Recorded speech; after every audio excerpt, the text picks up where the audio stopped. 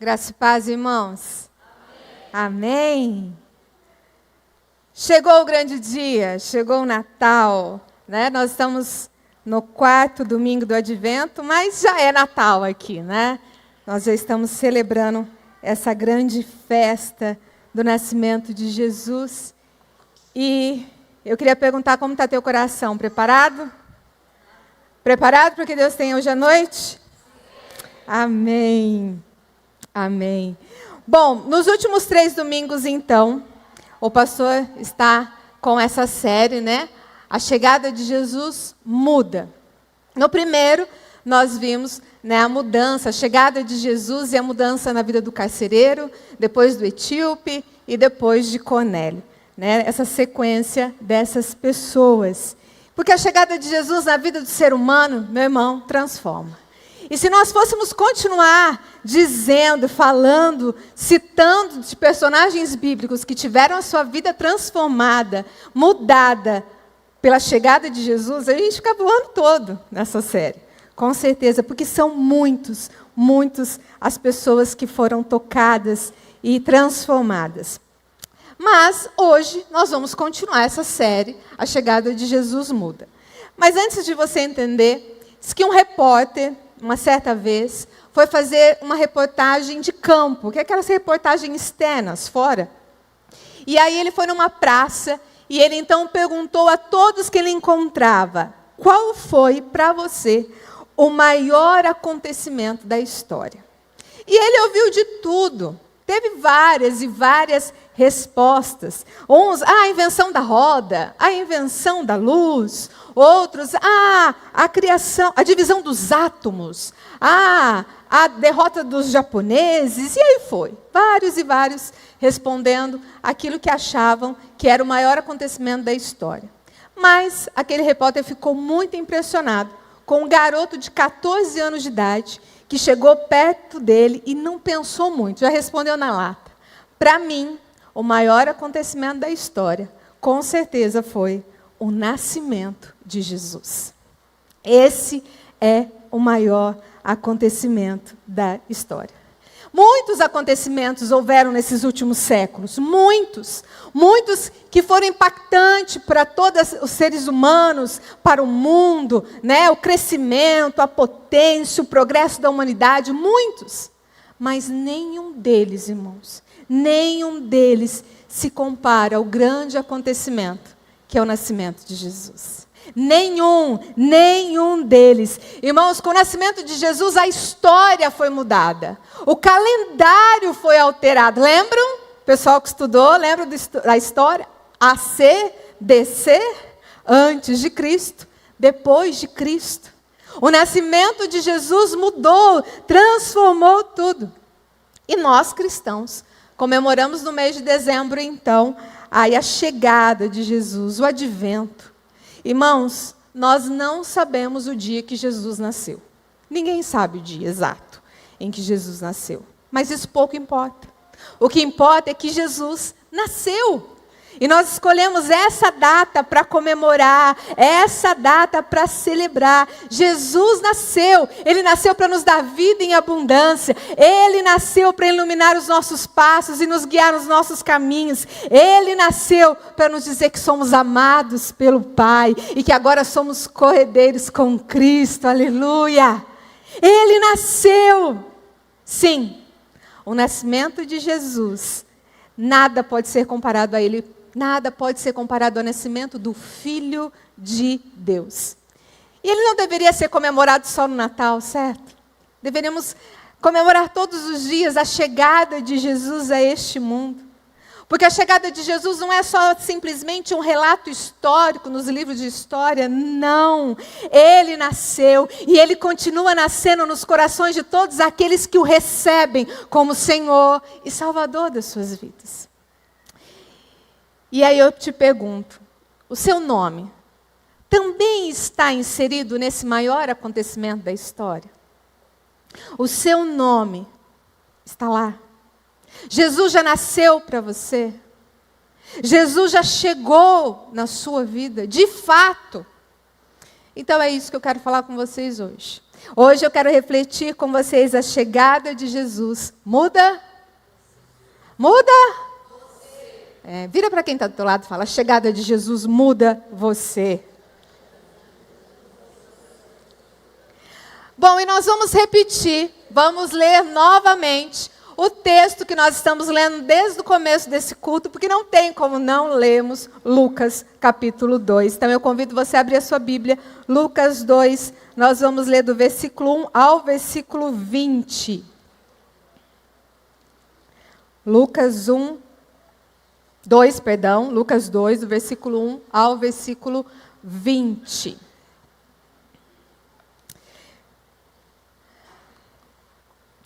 Naqueles dias, foi publicado um decreto de César Augusto, convocando toda a população do império para recensear-se.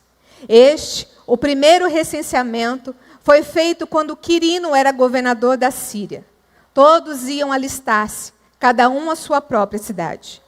José também saiu da Galileia, da cidade de Nazaré, e foi para a Judéia até a cidade de Davi, chamada Belém, por ser ele da casa e família de Davi, a fim de alistar-se com Maria, sua esposa, que estava grávida.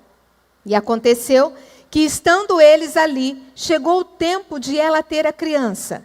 Então, Maria deu à luz a seu filho primogênito, enfaixou o menino e o deitou numa manjedoura, porque não havia lugar para eles na hospedaria.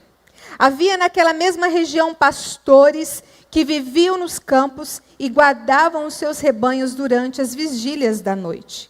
E um anjo do Senhor desceu aonde eles estavam, e a glória do Senhor brilhou ao redor deles, e ficaram tomados de grande temor. O anjo, porém, lhe disse: não tenham medo, estou aqui para lhes trazer boa nova de grande alegria, que será para todo o povo. É que hoje, na cidade de Davi, lhes nasceu o Salvador, que é Cristo, o Senhor. E isto servirá a vocês de sinal. Vocês encontrarão uma criança envolta em faixas e deitada em manjedoura.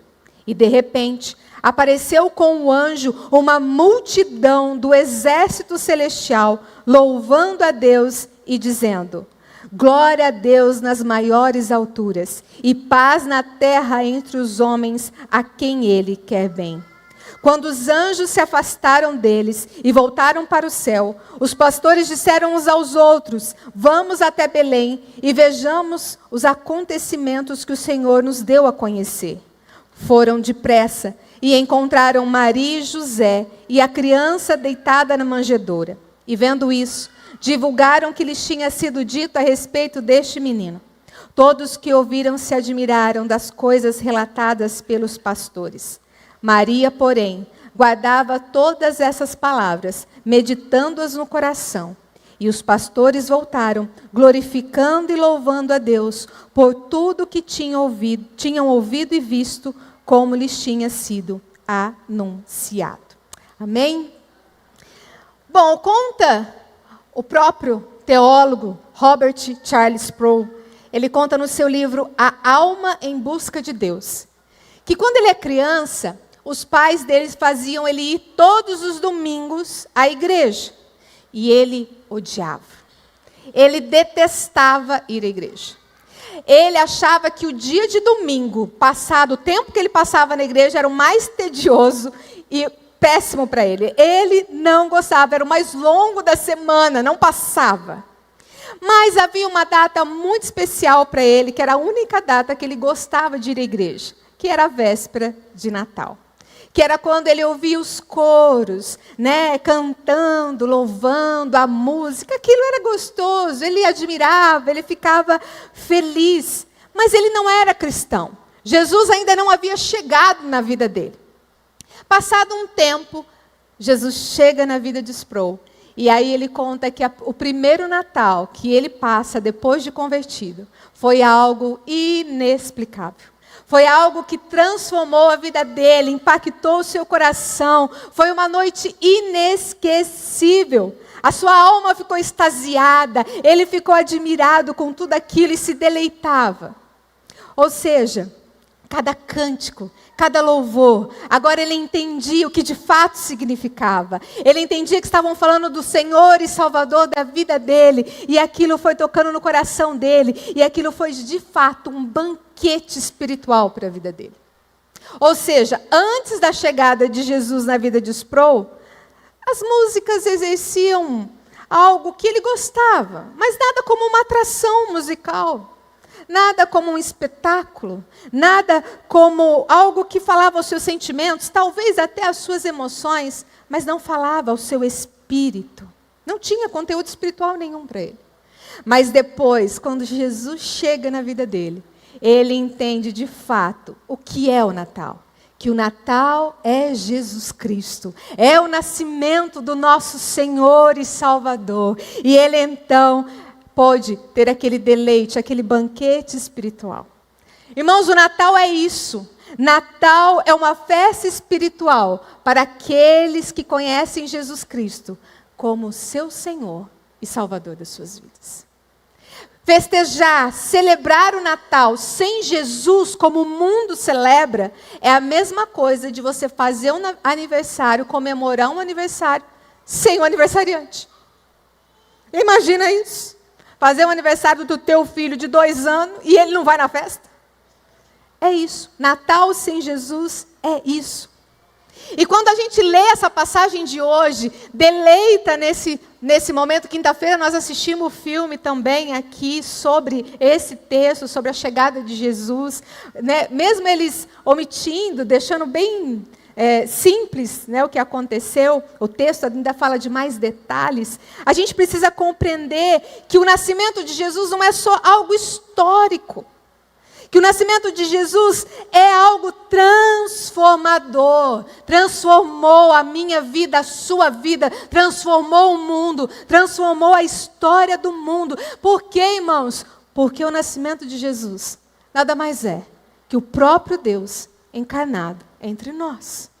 Nós já lemos também, mas João 1, o versículo 10 ao versículo 14 diz assim: o verbo estava no mundo, o mundo foi feito por meio dele, mas o mundo não o conheceu. Veio para o que era seu, e os seus não o receberam. Mas a todos quanto receberam, deu-lhes o poder de serem feitos filhos de Deus, a saber, aos que creem no seu nome, os quais não nasceram do sangue, nem da vontade da carne, nem da vontade do homem, mas de Deus. E o verbo se fez carne e habitou entre nós, cheio de graça e de verdade, e vimos a sua glória, a glória como unigênito do Pai. Aleluia. Irmão, Jesus veio a esse mundo para trazer luz à humanidade. É isso que João vai começar dizendo. Ele veio para trazer luz em meio às trevas. E quando Jesus chega na nossa vida, quando Jesus chega na sua vida, e você o recebe como Senhor e Salvador da sua vida, aqui o texto vai dizer que quando você recebe Ele, você é chamado de filho. Você é chamado de filho. Filho dele. Ou seja, Jesus, Deus encarnado, veio ao mundo, mesmo sendo 100% Deus, ele era 100% homem. Jesus sentiu frio, o Deus encarnado sentiu fome, sentiu dor, sentiu tristeza, sentiu alegria, sentiu o que eu e você sentimos. Teve as mesmas emoções, as mesmas dores, as mesmas aflições, como ele mesmo diz. Ele sofreu tudo, e às vezes a gente está passando por uma luta. Ai, será que Deus está comigo? Será? Se Deus sabe, Ele viveu o que você viveu, meu irmão. Então, Ele sabe tudo aquilo que nós passamos. Quando Jesus esteve entre nós, o texto vai dizer que muitos o rejeitaram. Mesmo vendo com os seus próprios olhos aquilo que Jesus estava fazendo, as gloriosas maravilhas que Ele estava fazendo, e mesmo assim o rejeitaram. E a gente fica indignado com isso, não fica? Gente, como é que pode? Viram Jesus fazendo tudo, estava lá do lado dele, não o receberam, não o reconheceram. Mas infelizmente, irmãos, ainda hoje, muitos rejeitam Jesus. Muitos ainda não o receberam. Jesus é a pessoa mais amada do mundo. Mas Jesus também é a pessoa mais odiada do mundo. Sabe por quê? Porque Ele vive. Jesus ainda vive. Ninguém se importa e tem ódio com quem está morto. Ninguém quer saber, já morreu, acabou. Mas não, Jesus ainda vive. É por isso que Ele continua sendo rejeitado, continua sendo odiado. A chegada de Jesus muda as pessoas. E nas últimas passagens que nós vimos, né, dos 3 personagens, a gente vê algo fundamental. Quando Jesus chega na vida deles, para que houvesse a mudança, eles tiveram que tomar decisões. Eles tomaram decisões. A chegada de Jesus muda você? Sim. Mas todos nós precisamos tomar decisões todos os dias quanto a isso. Porque aqueles que tomam a decisão de Jesus, da chegada de Jesus na sua vida, aí sim, são completamente mudados. Amém? Amém. E por isso, então, eu queria enfatizar numa parte desse texto, dividir em 3 rapidamente com vocês, para a gente entender como foi extraordinário esse dia. Como foi extraordinário a chegada de Jesus a este mundo. E o versículo 9, ele diz assim: e um anjo do Senhor desceu aonde eles estavam, e a glória do Senhor brilhou ao redor deles, e ficaram tomados de grande temor. Ou seja, eles ficaram com muito, muito, muito medo. Agora imagine você, no filme que a gente assistiu domingo, eu até falei, ai, faltou, né? Porque a gente vê o texto, faltou essa parte. Imagine você no escuro, porque eles estavam cuidando das ovelhas. Você está no escuro, não fazer uma fogueirinha lá, de repente um clarão aparece na sua frente e um anjo. O que você faria? Acho que muita gente aqui dava no pé, corria. O pastor disse que estava se benzendo. Corria, morrendo de... Gente, a gente se assusta por muito menos. Quem se assustou com o trovão que teve uns dias atrás? Eu acordei assustada com o trovão. A Manu acordou, mãe, o mundo está acabando. Eu falei, não, só foi um trovão. A gente se assusta com muito menos. Então imagine essa cena. Mas o anjo tinha um anúncio a fazer. Ele tinha um anúncio a fazer aos pastores e ao mundo. E é esse anúncio, meu irmão, que muda a minha vida, que muda a sua vida quando ele chega. A primeira coisa, quando Jesus chega e ele muda você, ele transforma seu medo em confiança.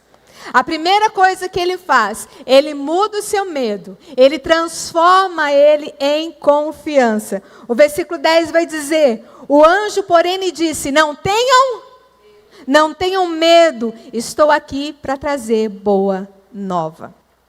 Os pastores estavam apavorados, estavam, extasiados com tudo que eles estavam vendo. Mas a primeira mensagem que o anjo dá, não tenham medo. Não tenham medo. E eu não sei se você sabe, mas na Bíblia tem 366 vezes a frase, não temas ou não tenha medo. Seu Osias que gosta disso, né, seu Osias? 366 vezes. Sabe por quê, irmão? Porque Jesus, todos os dias, quando você acorda, ele fala para você, não tenha medo. E por que 366? Porque tem um ano bissexto, meu irmão. Nem no ano bissexto Jesus deixa de dizer para você, não tenha medo. A chegada de Jesus muda você. Porque quando a gente recebe Ele na nossa vida, todos os nossos medos são lançados fora. A gente vive no meio de uma geração medrosa. Medo do passado, depressão. Medo do futuro, a ansiedade. Medo do presente, o estresse. Medo de perder o que tem. Medo de não ter o que precisa. Medo de ainda não ter o que queria. Entendeu? Todo dia, morre de medo. Está trabalhando com medo de perder o emprego. Deus deu um emprego e ele está com medo de perder o emprego. Medo, medo, medo. Mas quando Jesus chega na nossa vida, Ele fala para nós, todos os dias, não tenha medo, eu estarei convosco até o fim. Eu estarei convosco. Quando Jesus chega, Ele muda tudo, porque agora a gente não tem mais confiança no governo, agora a gente não confia mais num sistema, a gente não confia na economia, a gente não confia mais no que nós temos, a gente não confia mais na nossa capacidade. Mas agora, quando Jesus chega, nós confiamos num Deus que é todo poderoso, que criou os céus e a terra, que é o alfa, o ômega, o princípio, o fim, aquele que mede a água do universo na palma da sua mão, aquele que é poderoso, que sabe contar todas as estrelas do universo e as conhece pelo nome, aquele que é a luz do mundo, o pão da vida, o rei da glória. Aquele que é maravilhoso conselheiro, Deus forte, Pai da eternidade, príncipe da paz. Aquele que cura enfermo, liberta o cativo e ressuscita mortos. Esse Deus poderoso, agora nós confiamos nele. Quando Jesus chega na nossa vida, Ele muda isso. Ele transforma o nosso medo na confiança nele. E aí o texto continua dizendo que trago boa nova. Boa nova é boa notícia. E qual é a boa notícia? É que quando Jesus chega na minha e na sua vida, meu irmão, agora já não somos mais nós que vivemos, mas é Cristo que vive. Esse Cristo poderoso que vive em nós. É Ele. Mas quando Jesus chega, Ele muda você. Segunda coisa, porque Ele enche o seu coração de alegria. Ele tira o medo, transforma o medo em confiança, mas Ele enche o seu coração de alegria. O versículo continua dizendo: estou aqui para trazer boa nova de grande alegria, que será para todo o povo. Não é só uma boa notícia, é uma notícia de grande alegria, meu irmão, grande alegria. Quando Jesus chega na minha e na sua vida, Ele nos enche de alegria. Eu falo isso direto, mas irmão, não tem como Jesus chegar na sua vida e você continuar o crente azedo, um crente cara fechada, que não dá uma risada para nada, parece que chupou limão o dia inteiro. Um crente que vive triste, murmurando, reclamando da vida. Não, Jesus então não chegou para você, meu irmão, sinto lhe dizer. Porque Jesus é a nossa alegria. E quando Ele chega na nossa vida, Ele nos enche de grande alegria. Porque essa alegria vem dEle. Vem dEle. Mas não é qualquer alegria. Não é qualquer alegria. No Sermão da Montanha, Jesus vai falar lá no Mateus 5, né, as bem-aventuranças. Algumas traduções dizem a verdadeira felicidade. Bem-aventurado na tradução para o português, ou né, em outras, é felizes. Embora não seja só ser feliz, é algo muito maior do que isso. É muito além disso, é além da circunstância. Para Jesus, quando Ele chega na nossa vida, a alegria é isso. Mateus 5, 3 a 12 diz assim. Eu vou ler na NTLH, tá? Felizes as pessoas que sabem que são espiritualmente pobres, pois o reino dos céus é dela. Felizes as pessoas que choram, pois Deus as consolará. Felizes as pessoas humildes, pois receberão o que Deus tem prometido. Felizes as pessoas que têm fome e sede de fazer a vontade de Deus, pois Ele as deixará completamente satisfeitas.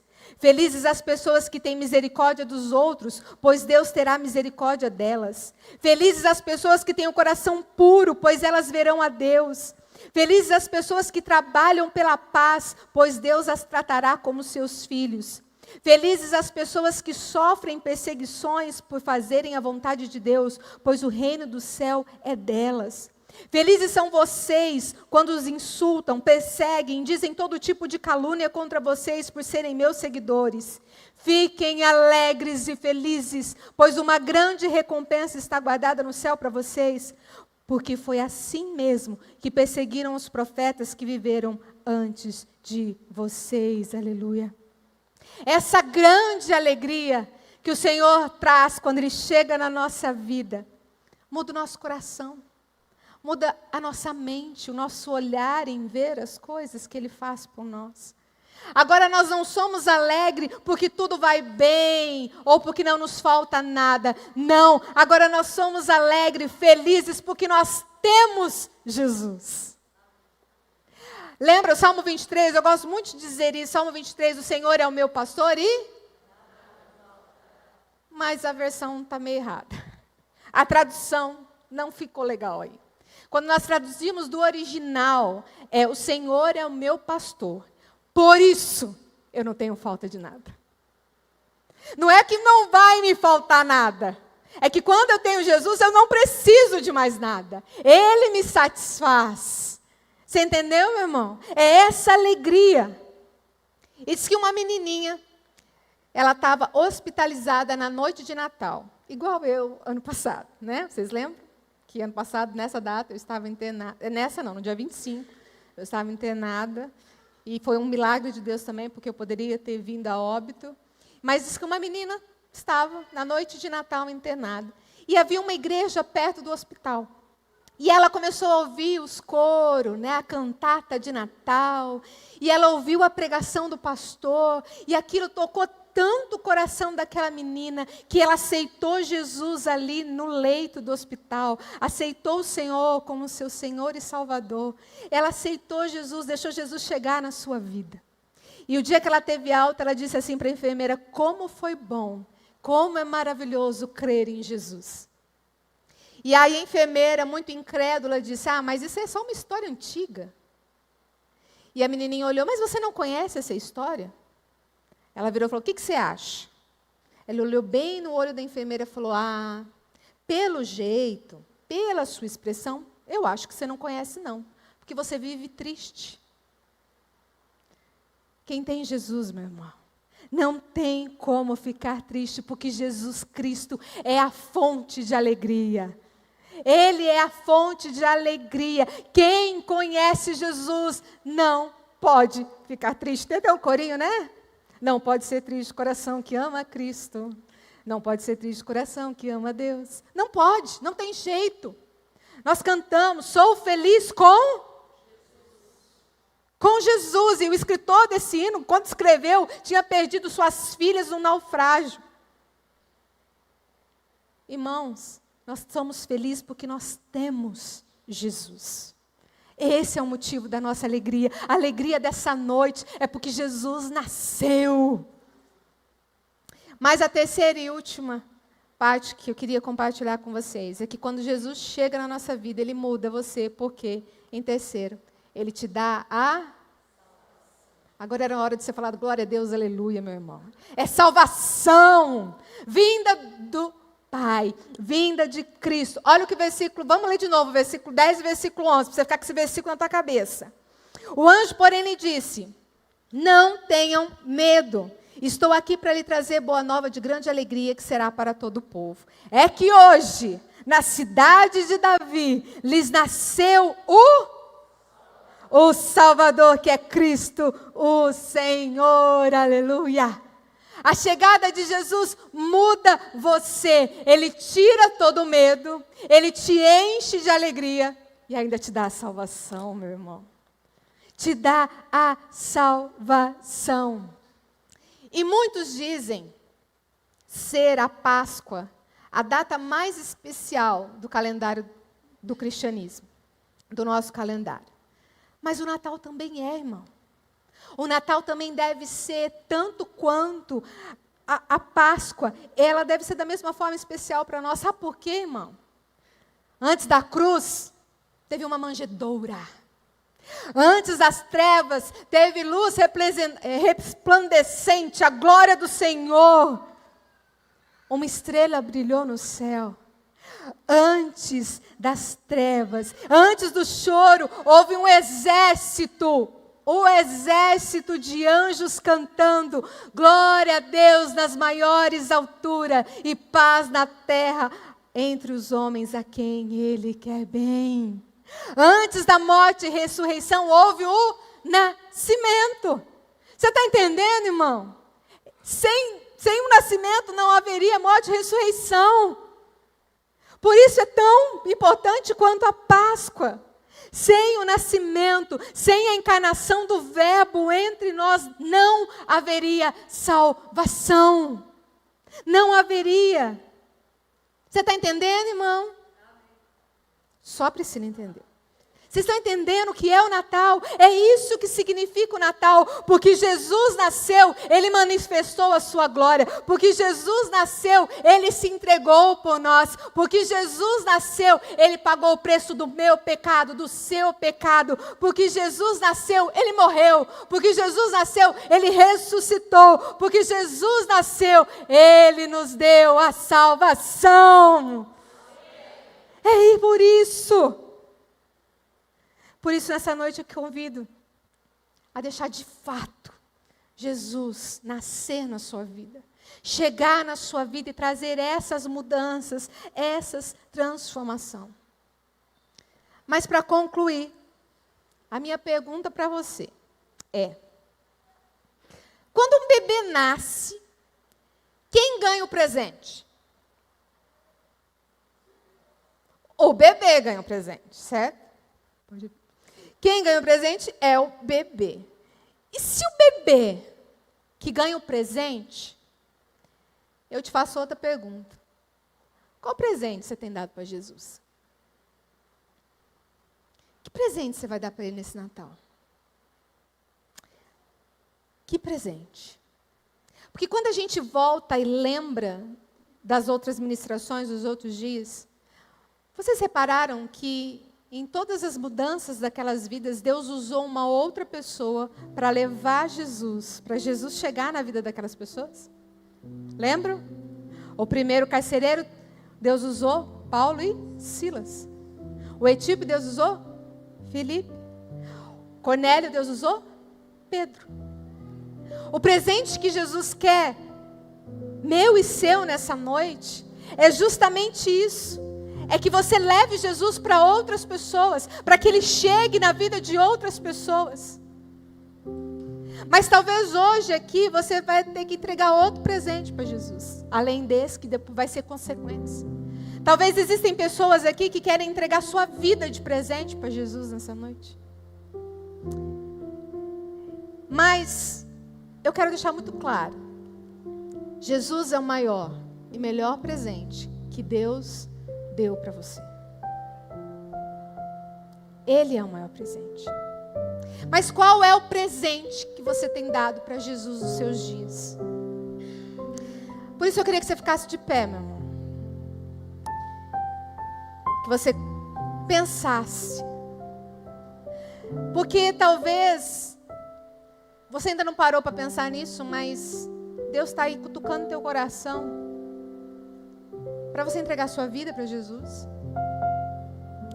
para você entregar seus temores para Jesus, para você entregar seus dons e talentos para Jesus, para você entregar sua família para Jesus.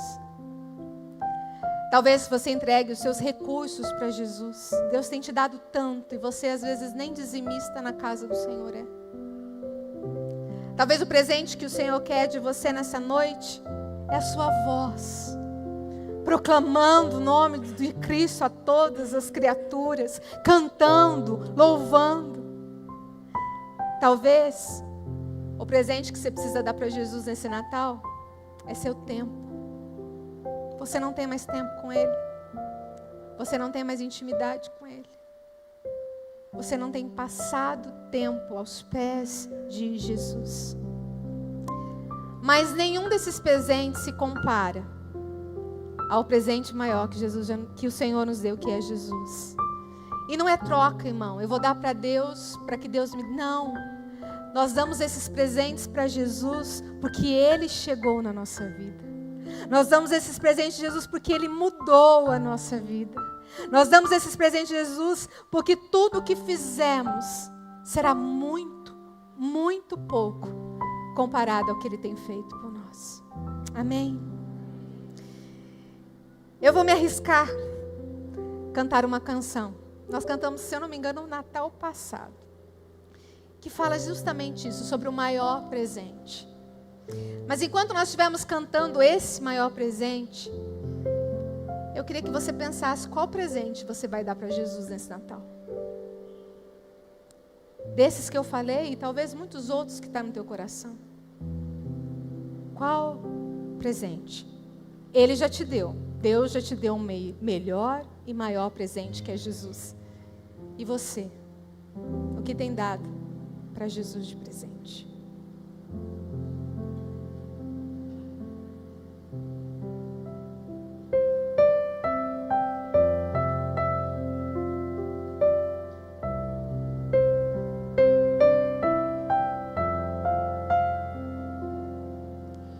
O maior presente, Deus feito homem entre nós, tão humildemente, o eterno no tempo se colocou, mudando a história, marcando a memória de quem o conheceu, de quem o recebeu. Jesus, poderoso Salvador. Jesus, expressão do eterno amor, verdadeira luz que resplandeceu, esperança e graça que vem de Deus. Jesus, meu amado Redentor.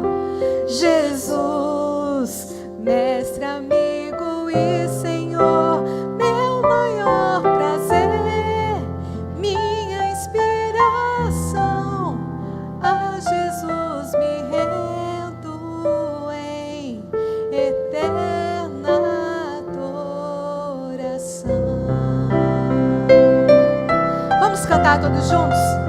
Vamos cantar sobre o maior presente que o Senhor nos deu? O maior presente, Deus feito homem entre nós, tão humildemente, o eterno no tempo se colocou, mudando a história, marcando a memória de quem o conheceu, de quem o recebeu. Jesus, poderoso Salvador. Jesus, expressão do eterno amor, verdadeira luz que resplandeceu, esperança e graça que vem de Deus. Jesus, meu amado Redentor.